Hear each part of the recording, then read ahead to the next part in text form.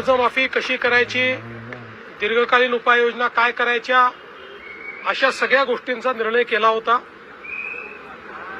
कारण कर्जमाफी हा एक भाग आहे, पण शेतकरी वारंवार कर्जाच्या विळख्यात अडकतो आणि म्हणून त्यांना आपण बाहेर कसं काढू शकतो, अशा प्रकारचा सगळा विचार व्हावा अशा प्रकारची अपेक्षा होती। त्या दृष्टीने आम्ही जे मित्राचे चेअरमन आहेत प्रवीण परदेशी यांच्या अध्यक्षतेखाली एक समिती तयार केलेली आहे। ही समिती कर्जमाफीच्या संदर्भात त्या जाहीरनाम्यामध्ये शेतकऱ्यांच्या कर्जमाफीच्या संदर्भातली घोषणा केली होती।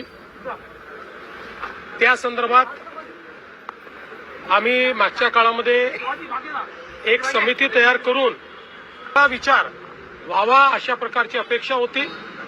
त्या दृष्टीने आम्ही जे मित्राचे चेअरमन आहेत प्रवीण परदेशी यांच्या अध्यक्षतेखाली एक समिती तयार केलेली आहे।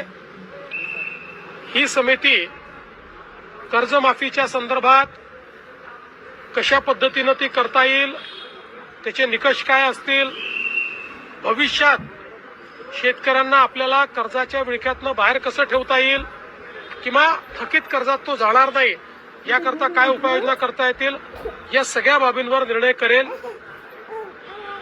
त्या संदर्भात आम्ही असा निर्णय आज केला आहे की एप्रिल महिन्याच्या पहिल्या आठवड्यात या कमिटीने आपलं कामकाज पूर्ण करावं आणि आम्हाला कर्जमाफी कशी करायची, त्याचे काय निकष ठरवायचे या संदर्भातला एक अहवाल द्यावा आणि या अहवालावर कर्जमाफीच्या संदर्भातला जो निर्णय आम्हाला करायचा आहे तो 3 महिन्यात म्हणजे 30 जून 2026 पूर्वी करण्याचा आम्ही निर्णय केलेला आहे।